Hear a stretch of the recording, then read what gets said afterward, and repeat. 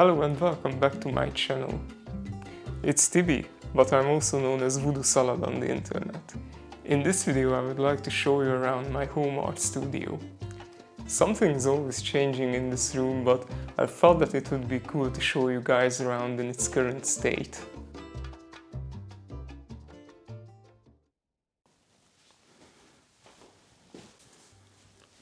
My desk is the staple of my studio.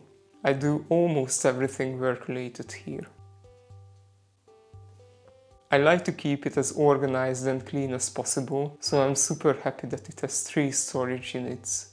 I have a bunch of small objects here that would clutter the desk pretty quickly otherwise. The left storage unit serves as a hideaway for my computer, some miscellaneous tech stuff, my headphone that I don't use much, my MIDI controller, and I also keep my sketchbooks here.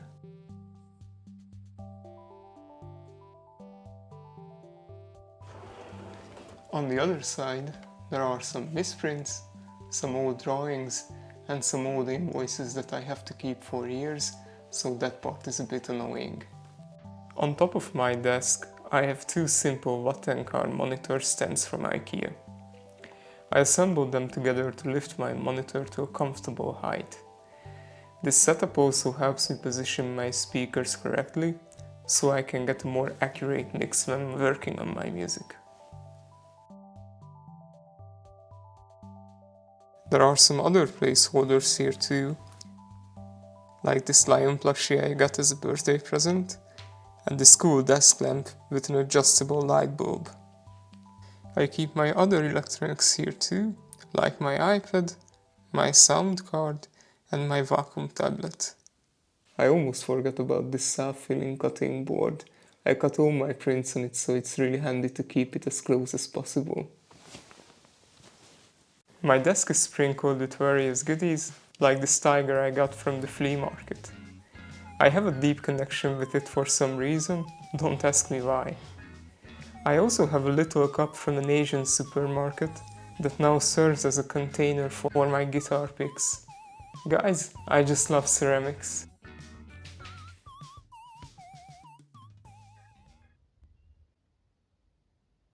On the wall behind me, you can see one of my latest drawings.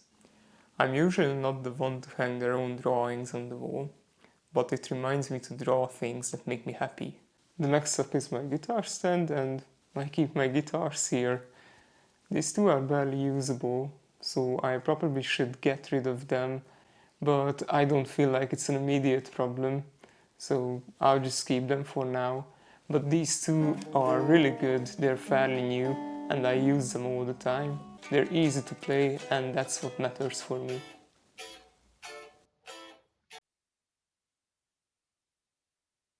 This is the biggest plant in my room. It's a monstera. I like how this new leaf looks, although it has this ugly yellow one. I have a small reading corner here with my books. I keep the novels on top, like the small collection of Vonnegut books, and the comics and art books on the lower shelves. The most important pieces here are the comics for me. I have The Flowers of Evil by Shuzo Oshimi. This is a thrilling story with a nice twist. I like the art too. I have the Scott Pilgrim series by Brian Lee O'Malley, and Goodnight Poom Poom by Inio Asano, which is still one of my favorite comics. I have a bunch of Garfield pocketbooks. I've collected these in elementary school in the late 90s, and I have a deep sentimental connection to them. I also bought some older editions from the publisher from 93 to 95. I think that this was the biggest catalyst for me to become an artist. I got 2 notebooks from our friend Xian. They got this from an art market in Taipei, and they both look awesome. Both consist of randomly collected papers, and while they're somewhat empty, they create a sense that they're finished or filled. I'm afraid to draw in them and ruin them. Here's another nice gift from Xian. I have a book titled Mycelium Wassoni by Brian Blummerth, also known as Props in Trouble on the net. It's a brilliant comic with lots of fun and beautiful illustrations. I also have The Cult of the Ibis by Daria Tesler. This is another lovely comic with a dark and surreal story. You have to see it to truly understand. This is Battle Angel Alita by Yukito Kishiro. I love the art, but the story is great too. The author wrote a different version for the ending, which is a whole other long manga series, but I haven't read that yet.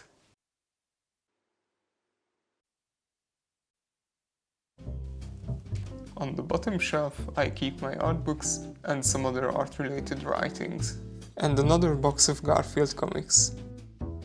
I have a book titled Unlocked.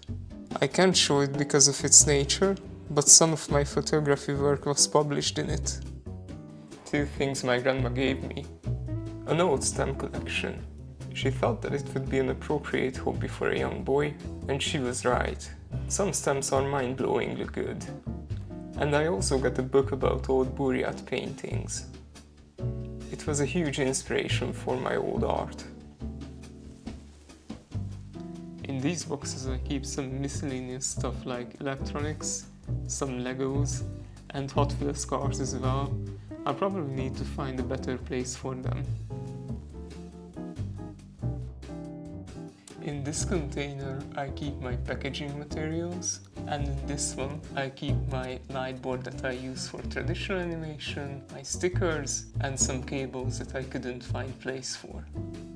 Going further, you can see more plants. Here's my cat's tree. She likes to sit here and look at us angrily.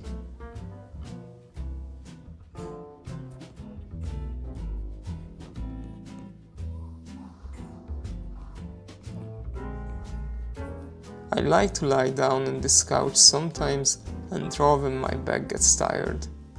I'd love a standing desk, but I don't want to get rid of the big one I currently have, so I'll just choose the horizontal position for now.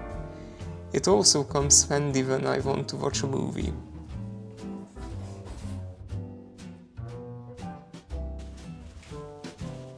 The last thing I would like to show you here is my analog synth. It's a Moog that I got second hand. I like to play bass lines on it and some occasional wet fart sounds as well.